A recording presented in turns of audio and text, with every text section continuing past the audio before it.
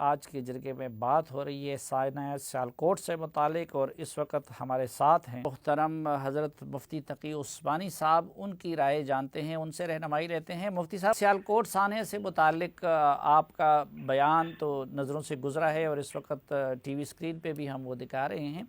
لیکن یہ بتائیے، کچھ لوگ ہمارے یہ جواز دیتے ہیں کہ چونکہ پاکستانی ریاست بھی اپنی ذمہ داریاں پوری نہیں کرتی، عدالتوں میں بھی توہین رسالت کے مقدمات کے فیصلے نہیں ہوتے، یا ماضی میں مغرب کے ایما پہ کچھ لوگوں کو نکالا بھی گیا پاکستان سے، تو اس سے وہ یہ جواز نکالتے ہیں کہ ظاہر ہے کہ حضور صلی اللہ علیہ وسلم کی ذات اقدس کا معاملہ ہے، تو کیا اس صورت میں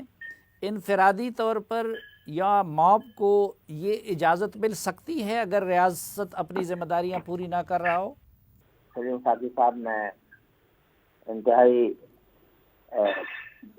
کرب کی حالت میں یہ بات کر رہا ہوں کہ یہ جو سانحہ ہوا ہے سیالکوٹ میں، یہ طرح طرح سے ہمارے لیے بہت بڑے خطرے کی بات ہے۔ پہلی بات تو یہ ہے کہ یہ توہین رسالت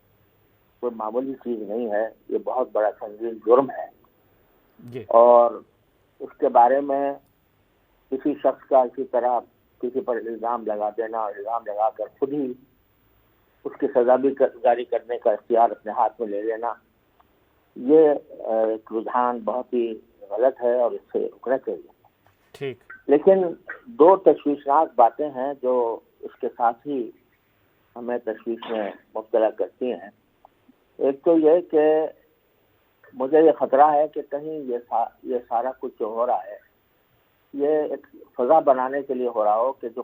توہین رسالت کا قانون ہے اس کے اوپر جو مغرب کی تنقید چلی آ رہی ہے، اور تنقید ہی نہیں بلکہ دباؤ چلا آ رہا ہے، تو اس کو ایک راستہ دیا جائے کہ دیکھیے اگر یہ اس طرح کے جذبات قائم رہتے ہیں تو اس قسم کے واقعات پیدا ہوں۔ حالانکہ یہ کوئی اس قانون کی وجہ سے نہیں ہوا یہ واقعہ، یہ کسی شخص کا انفرادی فعل تھا، اور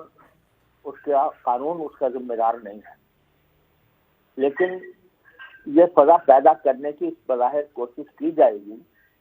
کہ یہ جو قانون توہین رسالت ہے اسی نے اس قسم کے جذبات بھڑکائے ہیں، اور اس کے نتیجے میں لوگ جو ہے اس قسم کی کارروائیاں کر رہے ہیں۔ تو یہ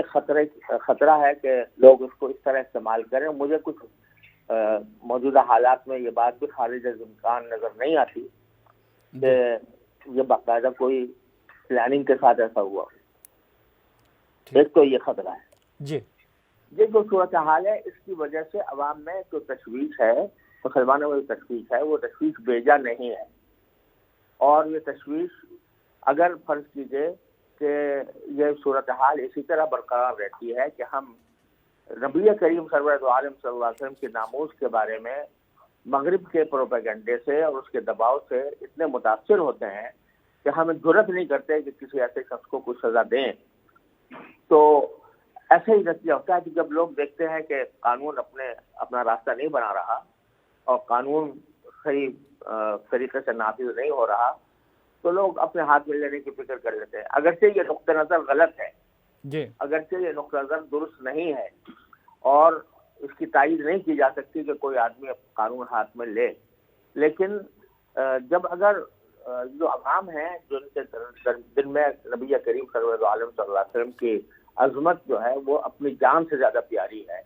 آپ کی محبت اپنی جان سے زیادہ پیاری ہے، جب وہ یہ دیکھیں کہ برملا اس جرم کا ارتکاب ہو رہا ہے اور اس کے اوپر کوئی ایسا ایکشن نہیں لیا جاتا جو سبق آموز ہو، عبرتناک ہو،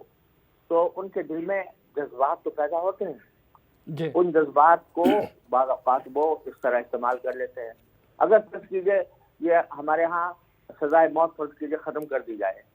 جو قتل عمد کی جو سزا ہوتی ہے وہ ختم کر دی جائے، تو کیا ہوگا؟ یہ ہوگا کہ لوگ دیکھتے ہیں کہ قانون تو کرتا نہیں، میں اپنے قاتل کو خود میں اپنے مرحوم کے قاتل کو میں خود اپنے ہاتھ سے قتل کروں گا۔ تو جب لوگ مایوس ہونے لگتے ہیں نظام سے، تو اس وقت ان کے دلوں میں ایڈورس جذبات پیدا ہوتے ہیں، اور اس کے نتیجے میں اس قسم کے واقعات پیدا ہو جاتے ہیں۔ لیکن مفتی صاحب شرعی لحاظ سے ایڈورس جذبات کی صورت میں بھی کیا قانون ہاتھ میں لینے یا خود فیصلہ کرنے کی اجازت ہے؟ جی نہیں ہے، بالکل نہیں ہے۔ ٹھیک، لیکن دیکھیے بعض چیزیں ایسی ہوتی ہیں کہ جن کے بارے میں ہم کہیں کہ عدالتی نقطہ نظر سے یا قانونی نقطہ نظر سے تو کسی کو حق حاصل نہیں ہے کہ نبی کریم صلی اللہ علیہ وسلم کی اگر کوئی شخص یا کوئی بھی جرم کر رہا ہے تو اس کو وہ قانون ہاتھ میں لے کر خود سزا دے۔ سزا دینا ریاست کا کام ہے۔ ٹھیک، اچھا مفتی صاحب ایک اور حوالے سے آپ کی رہنمائی چاہتا ہوں، وہ یہ کہ یقیناً اگر کوئی اس فعل کا مرتکب پایا جائے نعوذ باللہ توہین رسالت کا، تو اس کو تو سنگین ترین سزا ملنی چاہیے، اور پاکستان کا جو قانون ہے اس میں بھی الحمدللہ کہ اس کے لیے سنگین سزا ہے۔ لیکن بہت سارے واقعات ہم نے دیکھے ہیں کہ لوگوں نے ذاتی سکور سیٹل کرنے کے لیے ذاتی عداوت کی بنیاد پہ جھوٹا الزام لگا دیا، اور آپ کے آج کے بیان میں بھی بالکل بجا طور پر آپ نے مینشن کیا ہے کہ جتنا یہ جرم سنگین ہے اتنا ہی کسی پہ ناجائز یہ الزام لگانا سنگین ہے۔ تو اس کے تدارک کے لیے کیا یہ ممکن نہیں ہوگا یا بہتر نہیں ہوگا کہ توہین رسالت کے موجودہ قانون کو اسی طرح رکھ کر اس کے تدارک کے لیے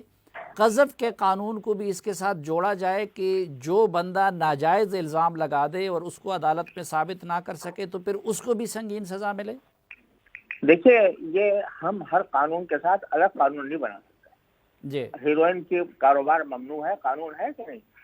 اب اگر کوئی عدالتیں اس کے اوپر نہیں، اس کو نہیں سزا دے رہی، چوری ڈاکے کی سزا موجود ہے، تو ہم ہر قانون کے ساتھ لگائیں کہ جو اس میں غلط الزام لگائے گا اس کو یہ سزا دی جائے گی؟ یہ ممکن نہیں ہے۔ ایک عام قانون ہے پرجری کا، وہ پرجری کا قانون جو ہے اس کو بے شک اس کو آپ مؤثر بنائیں۔ پرجری کے قانون میں سزا موجود ہے۔ آپ جس کسی شخص کے اوپر غلط الزام لگائیں اور اس کا ثبوت مہیا نہ کر سکیں اور یا کوئی گواہی غلط دیں تو وہ پرجری کے اندر مجرم ہے وہ۔ لیکن ہم یہ نہیں کر سکتے کہ ہر قانون کے ساتھ ایک ساتھ دوسرا قانون لگائیں کہ اگر کوئی شخص غلط الزام لگائے گا اس قانون کا تو اس کو یہ سزا دی جائے گی۔ تو صرف توہین رسالت ہی کے قانون کے ساتھ کیوں کیا جائے گا؟ یعنی اگر فرض کیجیے چوری ڈاکے کا قانون ہے اور اس چوری ڈاکے کا قانون کوئی شخص غلط الزام لگا دیتا ہے کہ اس نے چوری اور ڈاکہ کیا ہے تو وہ پرجری میں پکڑا جائے گا۔ لیکن اس کے لیے ہم الگ بنائیں کہ چوری کی اگر غلط الزام لگائے گا تو اس کی یہ سزا ہوگی، اور ڈاکے کا غلط الزام لگائے گا تو یہ سزا ہوگی، اور شراب پینے کا الزام لگائے گا تو یہ سزا ہوگی، اور اس کا زنا کا لگائے گا تو اس کی یہ سزا۔ وہ زنا کے بارے میں تو شریعت نے قذف کا قانون بے شک بنا دیا، لیکن آپ کس قانون کے ساتھ یہ الگ الگ لگائیں گے؟ لیکن مفتی صاحب سمجھتا ہوں کہ پرجری کا جو قانون ہے اس پرجری کے قانون کو مؤثر بنایا جائے، وہ ایسا بنایا جائے جو کمپریہنسو ہو، اور اس کے نتیجے میں جو بھی غلط الزام لگانے والے ہیں کسی بھی قسم کے ہوں تو ان کو ایک عبرتناک سزا مل سکے۔ لیکن مفتی صاحب ایک اس میں بھی رہنمائی فرمائیے، یہ جو سیاسی مقاصد کے لیے یا ذاتی مقاصد کے لیے یا ذاتی عداوت کے لیے لوگوں پہ غلط الزام لگائے جاتے ہیں، تو اس کا تدارک کیسے، آپ ریاست کو کیا تجویز کرتے ہیں، ہم جیسے عوام کو کیا تجویز کرتے ہیں، شریعت کیا رہنمائی کرتا ہے اس حوالے سے؟ دیکھیے شریعت نے تو یہ رہنمائی کی ہے کہ شریعت اتنی لچکدار ہے کہ صرف یہ 5 جرائم ایسے ہیں جن کی سزا شریعت نے مقرر کی ہے، جس کو حد کہتے ہیں جی۔ باقی تمام جرائم کوئی بھی جرم ہو تو اس جرم کی سزا کو تعزیر کہا جاتا ہے اور وہ حاکم کی ثوابدید پر موقوف ہوتی ہے۔ ٹھیک، وہ جس قسم کا جرم دیکھے اس جرم کے مطابق جیسی سزا وہ مناسب سمجھتا ہے جس سے معاشرے کو ایک عبرت ملے وہ دے سکتا ہے۔ تو یہ اتنا چھوٹ شریعت نے دی ہے، لہذا اگر کوئی شخص، یعنی قذف کا تو قانون شریعت نے بنا دیا، لیکن اگر کوئی شراب پینے کا جھوٹا الزام لگائے، اس کے نتیجے میں لوگوں میں اس کی بدنامی ہو، اسی طریقے سے کوئی اگر کسی کے اوپر ڈاکہ ڈالنے کا لگائے تو ڈاکہ ڈالنے کا بھی ہو، اسی طرح نبی کریم صلی اللہ علیہ وسلم کی ناموس کے بارے میں کوئی شخص غلط الزام لگائے تو ان سب کے اوپر حاکم کو اختیار ہے تعزیر دینے کا، اور وہ تعزیر کی کوئی حد شریعت نے مقرر نہیں کی ہے. اس کے لیے یہ باہمی مصلحت کو دیکھتے ہوئے، حالات کو دیکھتے ہوئے کوئی کسی بھی قسم کی تعزیر اس بنیادی اور طور پر ہر اس شخص کے لیے مقرر کر دی جائے کہ جو کسی شخص پر دوسرا غلط الزام لگاتا ہے، تو اس کی شریعت نے اجازت دی ہے، اور یہ اب بھی کیا جائے گا، اب بھی کرنا چاہیے. ٹھیک، یعنی آپ یہ کہتے ہیں کہ حکومت اس وقت اس کے لیے قانون سازی کر سکتی ہے، لیکن حد کی بجائے تعزیر کے تحت سزا مقرر کر سکتی ہے کہ اگر کوئی جھوٹا الزام لگائے اور اس کو عدالت میں ثابت نہ کرے تو اس کو پھر اس تعزیر کے تحت سزا ملے. دیکھیے، میں یہ سمجھتا ہوں کہ توہین رسالت یا غلط الزام لگانے پر الگ سے قانون سازی کا میں حق میں نہیں. اس لیے کہ یہ یعنی ایک چیز کو آپ پک کر لیں گے سارے جرائم کے نظام میں، کہ اور اس کا نتیجہ یہ ہوگا کہ لوگ جو ہیں وہ توہین رسالت کے جو قانون ہے وہ بے اثر ہوتا چلا جائے گا. تو ہم ایسا کوئی کام میں نہیں مشورہ دوں گا کہ جس سے توہین رسالت کے قانون پر کوئی برا اثر پڑے، یا اس کے بارے میں یہ سمجھا جائے کہ بھائی شاید یہ غلط بنا دیا تھا، لہٰذا آپ چلو اب اس کی تلافی اس طرح کر دیں کہ اب ایک دوسرا قانون بنا دیں، اور ایسے آدمی کو اب اس کے بعد جو بھی کوئی کہیں توہین رسالت کا معاملہ آئے تو وہ ساتھ میں اس کے سر پر یہ تلوار رکھی ہوئی ہو، اور اس خاص جرم کے اندر میں کہتا ہوں عمومی طور پر لگانا چاہیے. سنگین سے سنگین سزا بھی دے دیں آپ، لیکن کسی ایک قانون کو خاص کر کے اس کو سنگل آؤٹ کر کے اس کے اندر نہ دیں،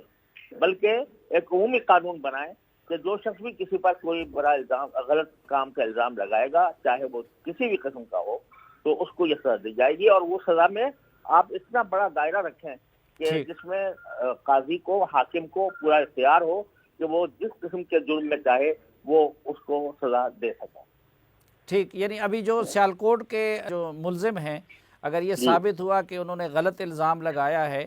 تو یہ پھر عدالت پہ چھوڑ دیا جائے کہ وہ ان کو بے شک سنگین سے سنگین سزا دے دے، لیکن بے شک بالکل ان کو سنگین سے سنگین سزا دے.